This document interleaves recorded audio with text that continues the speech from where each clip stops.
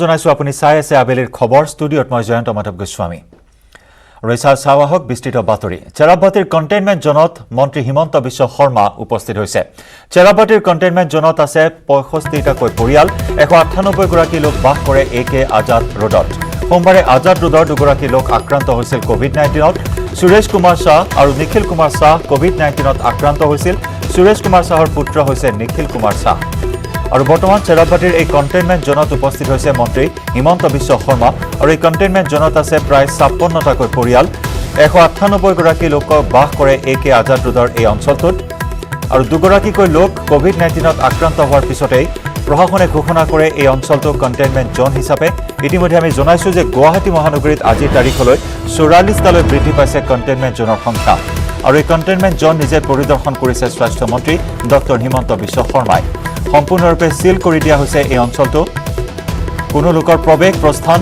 নিষিদ্ধ কৰা হৈছে এই অঞ্চলটোত স্বাস্থ্যমন্ত্ৰী ডক্টৰ হিমন্ত বিশ্ব শৰ্মাই নিজে উপস্থিত হৈছে বৰ্তমান একে আজাদ ৰোডত দুগৰাকীকৈ লোক কোভিড-19ত আক্ৰান্ত হৈছিল আৰু তাৰ পিছতে সম্পূৰ্ণৰূপে সিল কৰি দিয়া হৈছে এই অঞ্চল সুৰেশ কুমাৰ শাহ আৰু নিখিল কুমাৰ শাহ কোভিড-19ত আক্ৰান্ত হৈছিল সুৰেশ কুমাৰ শাহৰ পুত্ৰ হৈছে নিখিল কুমাৰ শাহ দুই পিতা পুত্ৰ কোভিড-19ত আক্ৰান্ত হোৱাৰ পিছতে এই তৎপৰতা গ্ৰহণ কৰা হৈছে বৰ্তমান যাতে আৰু কোনো লোকৰ দেহলৈ কোভিড-19ৰ সংক্ৰমণ নহয় মাৰাত্মক কৰোনা ভাইৰাছৰ সংক্ৰমণ নহয় আৰু তাৰ বাবে এই পদক্ষেপ গ্ৰহণ কৰা হৈছে জিলা উপায়ুক্ত বিশ্বজিৎ পেগু উপস্থিত আছে মন্ত্ৰী হিমন্ত বিশ্ব শৰ্মাৰ সৈতে একে আজাদ ৰোডত উপস্থিত হয় মন্ত্ৰী শৰ্মা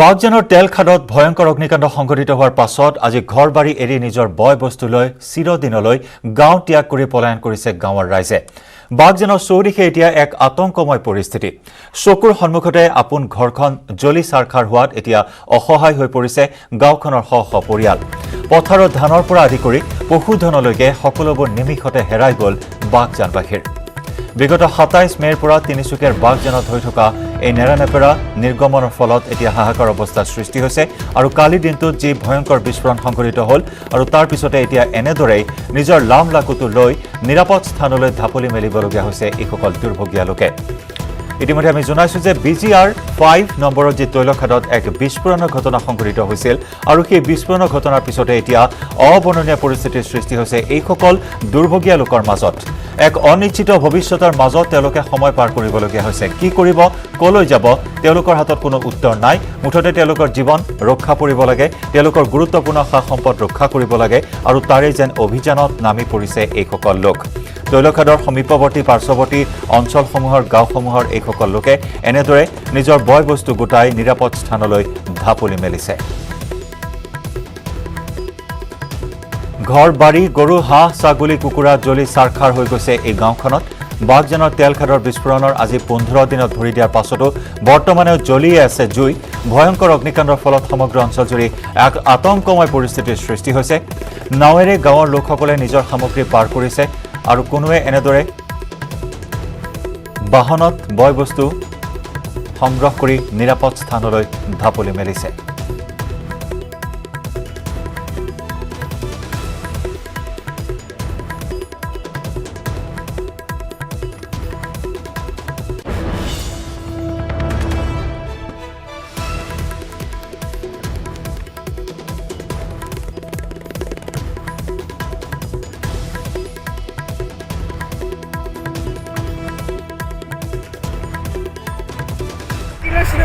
আৰু ইতিমধ্যে আমি দেখুৱাইছো আপোনালোকক সেই দৃশ্য এনেদৰে কোনোৱে যদি টেম্পোত বয় বস্তু সংগ্ৰহ কৰিছে কোনোৱে নাৱেৰে বয় বস্তু সংগ্ৰহ কৰি নিৰাপদ স্থানলৈ ঢাপলি মেলিছে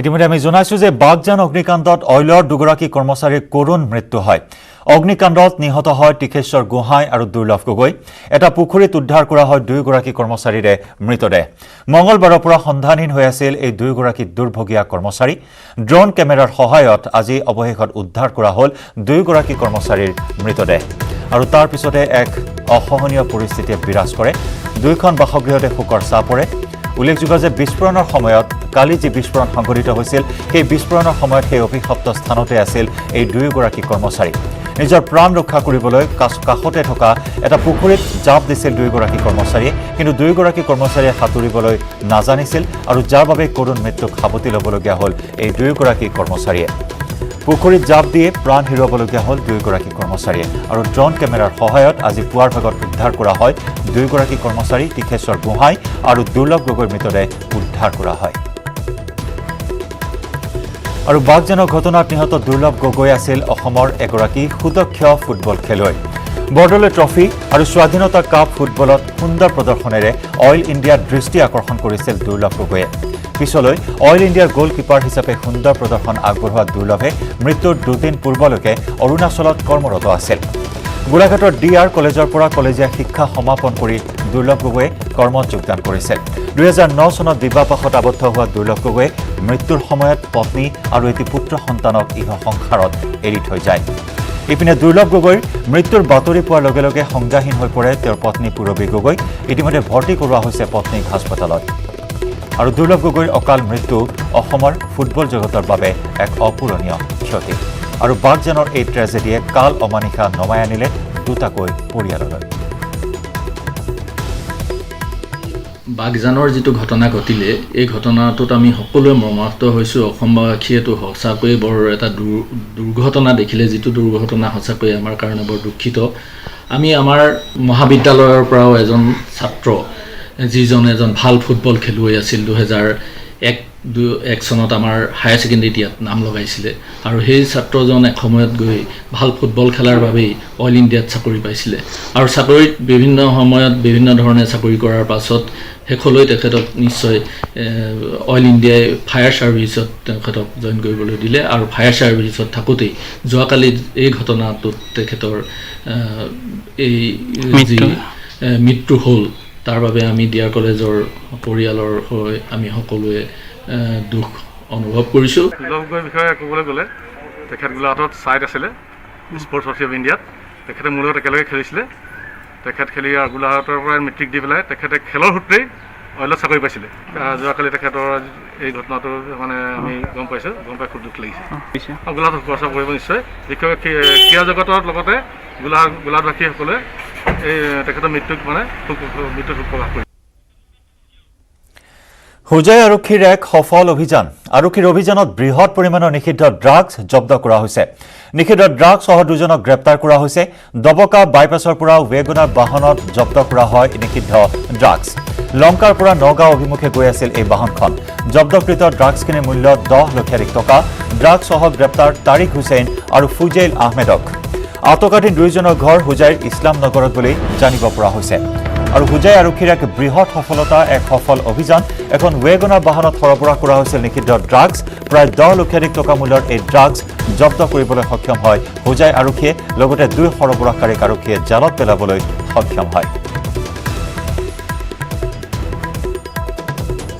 তো তেনেকৈ আমি গাড়ীখন পালোঁ এইটো সন্দেহ হৈছে ডিমাপুৰৰ পৰা অহা ব্ৰাউন চুগাৰ হয় আমিতো ৱেইট কৰিব লাগিব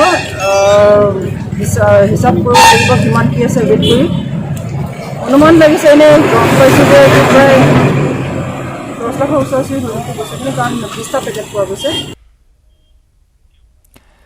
দীৰ্ঘদিনীয়া লকডাউনৰ বাবে ব্যক্তিগত প্ৰতিষ্ঠানত কাম কৰা বহু সংখ্যক লোকে হেৰুৱাইছে সংস্থাপন আৰু তেনে সময়তেই ৰঙিয়াৰ কেইগৰাকীমান মহিলাই মাস্ক তৈয়াৰ কৰি লাভান্বিত হ'বলৈ সক্ষম হৈছে লকডাউনৰ সময়ছোৱাত ৰঙিয়াৰ এইসকল মহিলাই 10,000তকৈ অধিক মাস্ক তৈয়াৰ কৰিবলৈ সক্ষম হৈছে বজাৰত মাস্ক বিক্ৰী কৰাৰ লগতে দৰিদ্ৰ লোকৰ মাজত মাস্ক বিতৰণ কৰিছে এই মহিলাসকলে নিজৰ কৰ্মসংস্থাপন হেৰুৱাইছে বহু লোকে আৰু তাৰ মাজতেই এনেদৰে নিজৰ সংস্থাপনৰ বাট মুকলাইছে যিহেতু মাস্ক পৰিধান কৰাটো বৰ্তমান বাধ্যতামূলক আৰু সেইবাবে মাস্কৰ চাহিদাৰ প্ৰতি লক্ষ্য ৰাখি এই মহিলাসকলে প্ৰস্তুত কৰিছে মাস্ক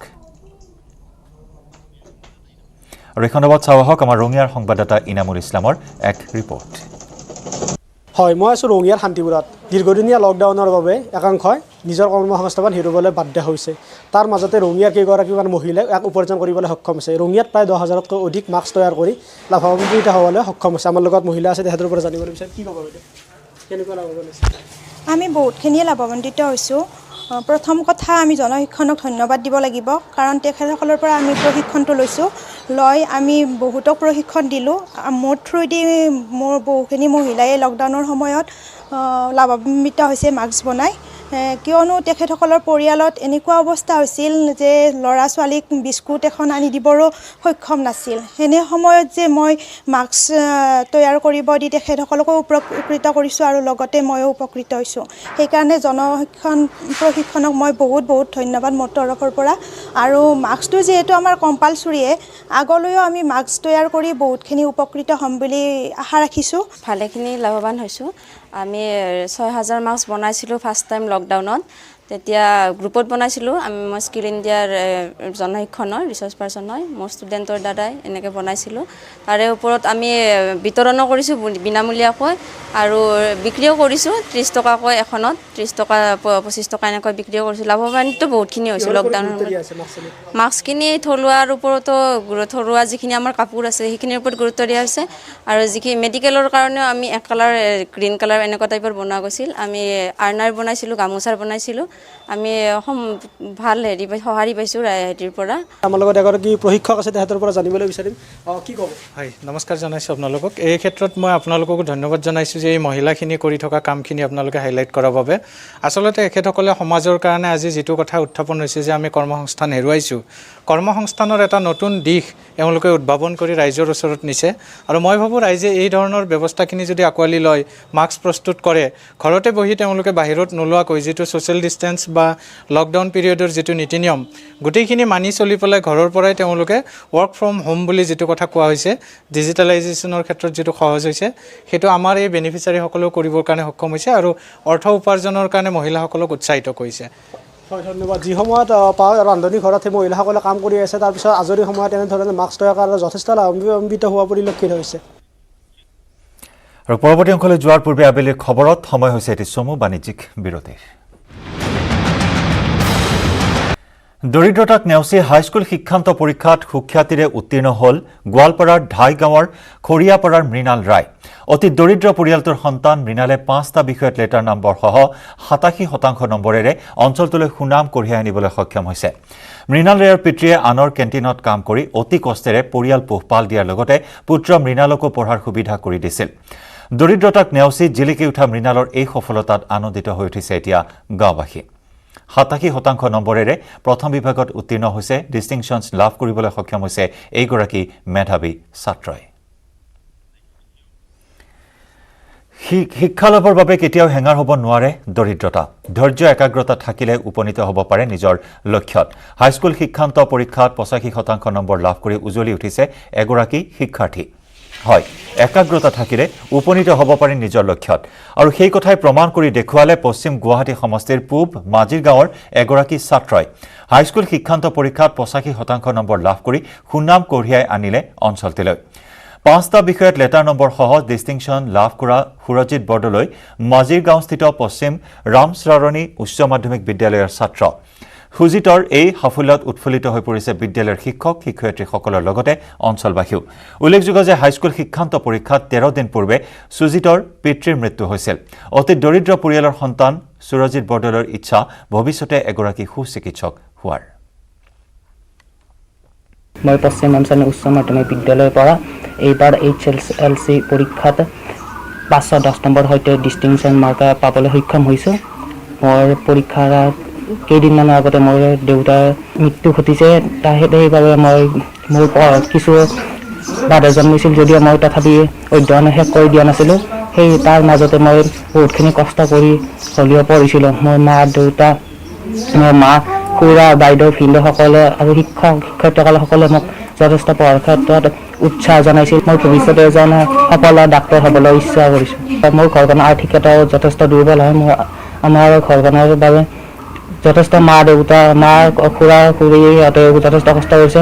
মই আমাৰ অসমৰ মাননীয় শিক্ষামন্ত্ৰী মহোদয়া ডক্টৰ হিমন্ত বিশ্ব শৰ্মাদেৱক মোক পঢ়াৰ ক্ষেত্ৰত আৰ্থিকভাৱে সহায় কৰিবলৈ অনুৰোধ জনাইছোঁ। ডিফু মেডিকেল কলেজত আজিৰে পৰা আৰম্ভ হ'ল কোভিড-19 পৰীক্ষা।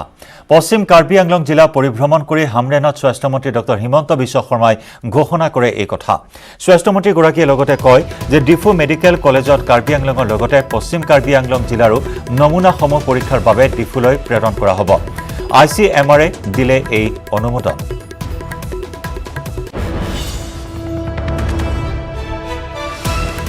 পৰা প্ৰায় 23 গৰাকী ব্যক্তি পজিটিভ হৈছে, তেওঁলোকৰ চিকিৎসা চলি আছে। খেৰণী মডেল হস্পিটেলখনক আমি পেচেণ্ট ৰাখিব পৰাকৈ উপযুক্ত কৰি গঢ়ি তোলাৰ বাবে আমি চেষ্টা কৰি আছোঁ। কালিৰ পৰা ডিফু মেডিকেল কলেজত টেষ্টিং আৰম্ভ হ'ব, ICMR-এ এপ্ৰুভ কৰিলে। অহা কালিৰ পৰা ৱেষ্ট কাৰ্বি আংলঙৰ টেষ্টৰ চেম্পলবিলাকো ডিফুত যাব। মই ভাবোঁ যে 7 দিনৰ জেগাত 2 দিন বা 3 দিনত আমি টেষ্টৰ ৰিজাল্ট পোৱা আৰম্ভ হ'ব। তেতিয়া আমাৰ কোৱাৰেণ্টাইনবিলাকৰ ওপৰতো প্ৰেছাৰ অলপ কমি যাব। বাকী NHM-ৰ ডিষ্ট্ৰিক্ট ইউনিট ৱেষ্ট কাৰ্বি আংলঙত নাছিল, আমি গঠন কৰি দিলোঁ। এতিয়া আমাৰ DPM, ডিষ্ট্ৰিক্ট একাউণ্টছ মেনেজাৰ সকলোবিলাক ইয়াত আহিলে। জইণ্ট ডিৰেক্টৰ পোষ্ট ইনচাৰ্জ আছিলে, অহা 2 দিনৰ ভিতৰত ইয়াত জইণ্ট ডিৰেক্টৰ পোষ্টটো ক্ৰিয়েট হৈ যাব। আৰু বাকী জিলাখনৰ স্বাস্থ্য ইনফ্ৰাষ্ট্ৰাকচাৰটো আমি গঠন কৰি দিম, সেইধৰণে আজি আমি সিদ্ধান্ত লৈছোঁ। তাৰ উপৰিও আমাৰ ডিষ্ট্ৰিক্ট হস্পিটেলখনৰ নিৰ্মাণ লেহেমীয়া হৈ আছিলে, তাকো সোনকাল কৰাৰ কাৰণে মই আলোচনা কৰি প্ৰয়োজনীয় নিৰ্দেশ দিছোঁ। মই ভাবোঁ যে কৰোনাৰ লগে লগে আমাৰ ৱেষ্ট কাৰ্বি আংলঙৰ স্বাস্থ্যৰ দিশতো চিভিল হস্পিটেলখন হৈ গ'লে বহুত সহায় হ'ব। সকলো কাম কাজ বাকী ভালে চলি আছে। মই আশা কৰোঁ যে আমাৰ জিলাখন কৰোনাৰ প্ৰভাৱৰ পৰা বিশেষ ক্ষতি নোহোৱাকৈ আমি ওলাই আহিব পাৰিম। সদ্য ঘোষিত হাইস্কুল শিক্ষান্ত পৰীক্ষাৰ ফলাফলত উত্তীৰ্ণৰ হাৰ 0% তেজপুৰৰ 2খনকৈ পুৰণি চৰকাৰী বিদ্যালয়ত। উত্তীৰ্ণৰ হাৰ 0% হোৱা বিদ্যালয় দুখন ক্ৰমে বিবেকানন্দ বিদ্যাপীঠ হাইস্কুল আৰু আনখন তেজপুৰ নৈশ বিদ্যালয়। হাইস্কুল শিক্ষান্ত পৰীক্ষাৰ ফলাফল ঘোষণাৰ পিছতেই কঠোৰ হৈছে শিক্ষা বিভাগ। ইতিমধ্যে আমি জনাইছোঁ যে ৰাজ্যৰ 17খন বিদ্যালয় তলাবন্ধ ঘোষণা কৰা হৈছে। ৰাজ্যৰ আন 15খন বিদ্যালয়ৰ লগতে তেজপুৰৰো এই 2 বিদ্যালয়ত অচিৰেই ওলমিব তলা। শিক্ষা বিভাগৰ নিৰ্দেশ অনুসৰি শোণিতপুৰৰ বিদ্যালয় পৰিদৰ্শকে ইতিমধ্যেই প্ৰেৰণ কৰিছে যাৱতীয় তথ্যপাতি। পূৰ্বতেও এই দুখন বিদ্যালয়ে 0 ফলাফল প্ৰদৰ্শন কৰাত শিক্ষা বিভাগ কঠোৰ হৈ পৰা বুলি জানিবলৈ দিয়ে শোণিতপুৰ বিদ্যালয় পৰিদৰ্শক প্ৰভাত দাসে। আমাৰ লাস্ট যেটো HSLC ৰিজাল্ট ডিক্লেয়াৰ হল, তো আমাৰ 2টা বিদ্যালয় 0% ৰিজাল্ট দেখুৱাইছে। সেইকাৰণে আমাৰ ডাইৰেক্টৰ অফ সেকেন্ডাৰী এডুকেশ্যন মহোদয়ৰ পৰা যি ইনষ্ট্ৰাকশ্যন আহিছে সেইমতে আমাৰ 2টা বিদ্যালয় এতিয়া ক্লোজ হ'ব। সেইকাৰণে আমি ব্যৱস্থাও লৈছোঁ। আমাৰ বিবেকানন্দ বিদ্যাপীঠ হাইস্কুল আৰু এটা নৈশ বিদ্যালয় তেজপুৰ, এই দুটাত মানে এই বছৰ 0% 5% বা উত্তীৰ্ণৰ হাৰ দেখুৱাইছে।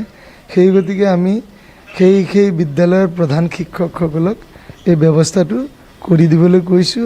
ইতিমধ্যে সেইটো ব্যৱস্থা আমি হাতত লৈছোঁ।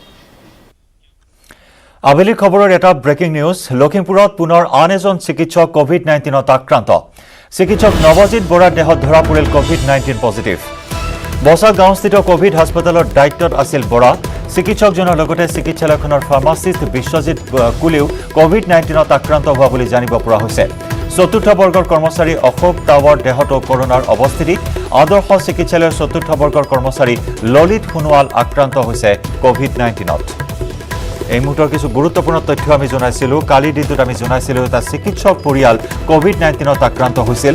এটা কোৱাৰেণ্টাইন চেণ্টাৰৰ দায়িত্বত থকা এগৰাকী চিকিৎসক আৰু তেওঁৰ পৰিয়াল কোভিড-19ত আক্ৰান্ত হৈছিল আৰু শেহতীয়াকৈ লখিমপুৰত আন এজন চিকিৎসক আক্ৰান্ত হৈছে কোভিড-19ত। চিকিৎসক নৱজিৎ বৰাৰ দেহত ধৰা পৰিল কোভিড-19 পজিটিভ। বছা গাঁওস্থিত কোভিড হাস্পতালৰ দায়িত্বত আছিল বৰা। চিকিৎসকজনৰ লগতে চিকিৎসালয়খনৰ ফাৰ্মাচিষ্ট বিশ্বজিৎ কুলিও কোভিড-19ৰ চিকাৰ হৈছে। চতুৰ্থ বৰ্গৰ কৰ্মচাৰী অশোক টাৱাৰ দেহতো কৰোনাৰ অৱস্থিতি। আনহাতে আদৰ্শ চিকিৎসালয়ৰ চতুৰ্থ বৰ্গৰ কৰ্মচাৰী ললিত সোণোৱালো আক্ৰান্ত হৈছে কোভিড-19ত। মহানগৰী লখৰাত অৰ্ধগলিত মৃতদেহ উদ্ধাৰক লৈ চাঞ্চল্য ৰাষ্ট্ৰীয় ঘাইপথৰ ডিভাইডাৰত উদ্ধাৰ কৰা হয় মৃতদেহটো বননি চাফা কৰা শ্ৰমিকৰ দলে প্ৰত্যক্ষ কৰে এটা মৃতদেহ মৰণোত্তৰ পৰীক্ষাৰ বাবে ইতিমধ্যে চিকিৎসালয়লৈ প্ৰেৰণ কৰা হয় এই মৃতদেহটো এই ঘটনাক লৈ অঞ্চলজুৰি সৃষ্টি হয় তীব্ৰ চাঞ্চল্য কিন্তু এতিয়াও চিনাক্ত কৰিব পৰা হোৱা নাই মৃতদেহ অৰ্ধগলিত অৱস্থাত উদ্ধাৰ কৰা হয় মৃতদেহটো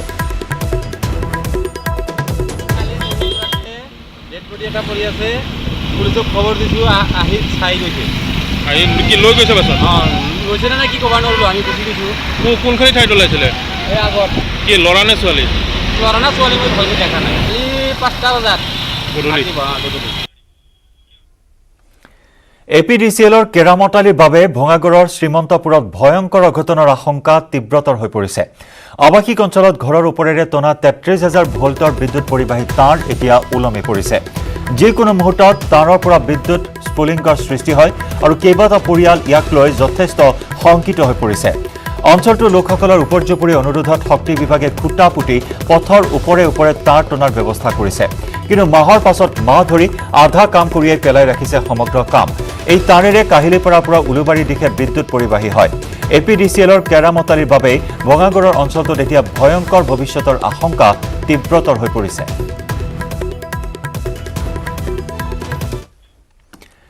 গোৱালপাৰাত নিচাজাতীয় টেবলেটসহ গ্ৰেপ্তাৰ দুই ব্যৱসায়ী ধৃত ব্যৱসায়ী দুটা সানিমুল ইছলাম আৰু ৰবিউল ইছলাম জব্দ কৰা হয় 2000 বটল নিষিদ্ধ কাপ চিৰাপৰ বহু নিচাজাতীয় টেবলেট আমি পুনৰ জনাইছো বহু কাপ চিৰাপ সহ বহু নিচাজাতীয় টেবলেট জব্দ কৰা হৈছে নিচাজাতীয় সামগ্ৰীখিনিৰ মূল্য প্ৰায় 7 লাখ টকা চহৰখনৰ ময়লা পথাৰত অভিযান চলাইছিল আৰক্ষীয়ে নিষিদ্ধ ড্ৰাগছ ব্যৱসায়ত আৰু বহু লোক জড়িত থকাৰ সন্দেহ কৰা হৈছে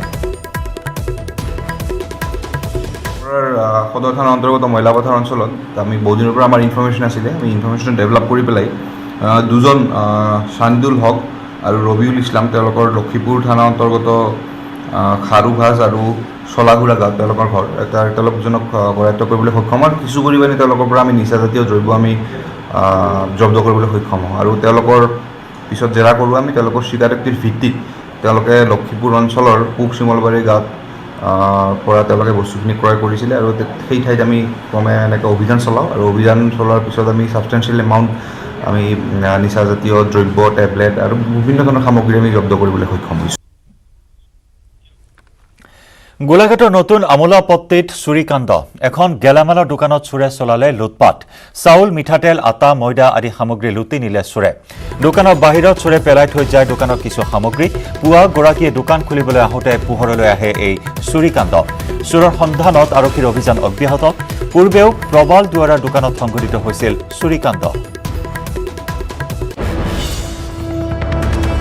আহিছোঁ দোকান খুলিবলৈ আহি দেখিছোঁহি মানে তাৰ লকৰ ৰিংটো ভাগি আছে তাৰপিছত দেখিলোঁ আৰু বস্তু পৰি আছে তাৰপিছতে মই নোসোমালোঁ সেইকাৰণে পুলিচলৈ খবৰ দিলোঁ পুলিচ আহি পালেহি পুলিচে দৰ্জা খুলি মেলি চাইছে তাৰপিছত প্ৰায় মোৰ ৰাজা চাউল 10-12 পেকেট নিছে মিঠাতেল আছিলে প্ৰায় 6-7 হাজাৰ টকাৰ মিঠাতেল নিলে তাৰপাছত আটা অলপ নিছে ময়দা অলপ নিছে নিৰ্মাণৰ 4 বছৰৰ পাছতো মুকলি নহল 30খন বিচনাযুক্ত গোসাইগাঁৱৰ ঠাকুৰপুৰ চিকিৎসালয় 2011-12 বিত্তীয় বৰ্ষৰ NRHM আঁচনিৰ কোটি টকা ব্যয় সাপেক্ষে চিকিৎসালয়খনৰ কাম কৰিছিল হাজোৱাৰী উপাধিৰ ঠিকাদাৰ এজনে 30খন বিচনাযুক্ত ঠাকুৰপুৰ চিকিৎসালয়খনৰ যাৱতীয় কাম সম্পন্ন হৈছিল 2013 চনতে কৰোনা মহামাৰীৰ ৰূপ ধাৰণ কৰাৰ সময়তে মুকলি নোহোৱা পৰিত্যক্ত গোসাইগাঁৱৰ ঠাকুৰপুৰ চিকিৎসালয় চৰকাৰক কোভিড-19 চিকিৎসালয় ৰূপে ৰূপান্তৰ কৰিবলৈ আহ্বান জনাইছে ৰাইজে সম্পূৰ্ণ হৈ গ'ল মোটামুটি কণ্ট্ৰেক্টৰে ভালেখিনি কাম কাজ সম্পূৰ্ণ কৰিলে 2012 চনত কিন্তু দেখা গ'ল ঘৰটো এনেকৈ পৰি থাকিল এইটোৰ শুভ উদ্বোধন আজিলৈকে নহ'ল ঘৰটো লাহে লাহে ভাঙি ছিঙি যোৱা আৰম্ভ হ'ল মানুহৰ গৰু ছাগলীৰ আড্ডা হ'ল আজিলৈকে এই হস্পিটেলখন আৰম্ভ নহ'ল ইয়াতে আমি খুব দুৰ্ভাগ্যজনক আমি ভাবিছোঁ আজিলৈকে এইটো হস্পিটেল খোলা নগ'ল কিহৰ কাৰণে হ'ল আমি নাজানো যিয়ে নহওক কিমান মানুহ বঞ্চিত হৈ আছে সমাজৰ চিকিৎসা ক্ষেত্ৰৰ পৰা বঞ্চিত হৈ আছে চ' আমি ভাবিছোঁ এতিয়া যিহেতু এইটো পৰি আছে এতিয়া খালী পৰি আছে তো আমি ভাবিছোঁ কোভিড-19 যিটো টাইমত মানে হস্পিটেল কোৱাৰেণ্টাইন চেণ্টাৰৰ যে অভাৱ হৈছে এই অভাৱ পূৰাবলৈ এইটো যিহেতু পৰি আছে তো তো আমি ভাবিছোঁ কি যদি ইয়াত কোৱাৰেণ্টাইন চেণ্টাৰ বনোৱা যায় এইটো কামত আহিব। আবেলি খবৰৰ পৰা বিদায় লৈছোঁ। নমস্কাৰ।